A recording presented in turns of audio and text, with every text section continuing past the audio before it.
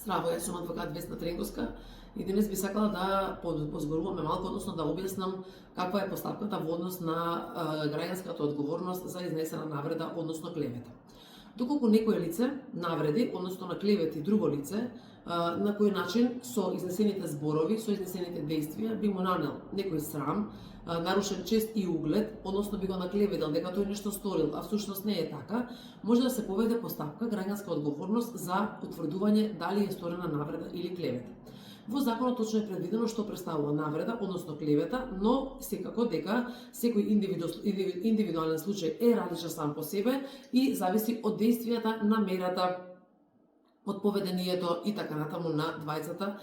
односно и на оној кој што ја кажа навредата и на оној кој што ја поднесува навредата. Сега, доколку е изнесена навредлива содржина во социјалните медиуми на јавно место пред повеќе луѓе, значи оној кој што е навреден пред да поведе постапка по тужба за утврдување на граѓанска одговорност, има обврска да поднесе барање, писмено барање за јавно извинување до сторителот, односно до оној кој што ја изнел навредата и клеветата. Доколку по приемот на барањето оној кој што ја изнесол навредата, односно клеветата, во рок од 2 дена не изнесе своје јавно извинување, но тоа да биде јасно, конкретно, со силно и слободно изразена волја, да не биде намерно, да не биде тенденциозно, тогаш се намалува неговата граѓанска одговорност за навреда и клевета, особено ако во својот исказ, во својот демант содржи извинување. Важно е да се спомене дека оној кој што е навреден има право да поднесе барање за извинување најдоцна во рок од 1 месец од кога е направена навредата, а оној кој што треба да демантира, треба да го даде својот демант во рок од 2 дена од кога го примил писменото барање за јавно извинување. Демантот кој што треба да биде даден, односно извинувањето кој што треба да биде содржано, е на истиот начин, односно треба во иста форма, во исти облек, во исто време во кое што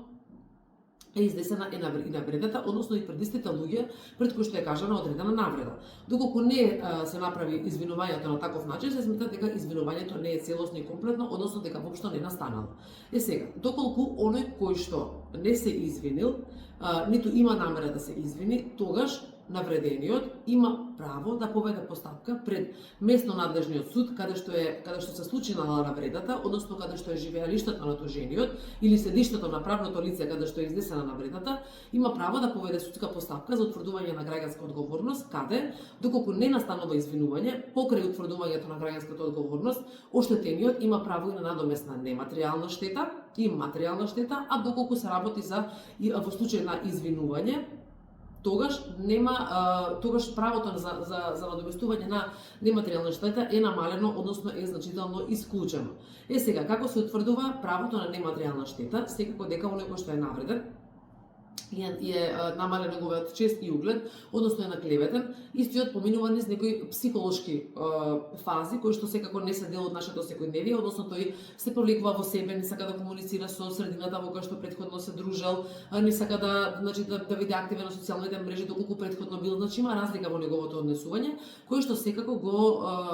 може да изгуби работно место, може да изгуби некој работен ангажман и така натаму, кој што сето тоа влијае, односно се случило по изнесената навреда, односно клевета, и влијае во постапката во однос на утврдувањето на висината на нематеријалната, односно материјална штета. За ваков доказ потребно е да се изработи психијатриско вештачење на личноста на оној кој што е навреден, за да се утврди време траењето на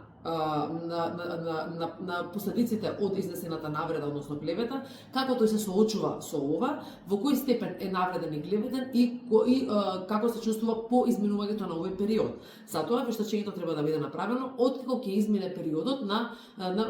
психолошка тегоба, во која што му се случила на оној кој што е навреден, односно на клеветен, за да може вештото лице точно да го утврди време траењето на неговиот намален чест и углед и неговата психолошка состојба. Врз основа на ваков вештач мислење се поведува тужба против оној кој што ги изнел навредите и се утврдува негова граѓанска одговорност, а тој се задолжува со надомесна материјална, односно нематеријална штета.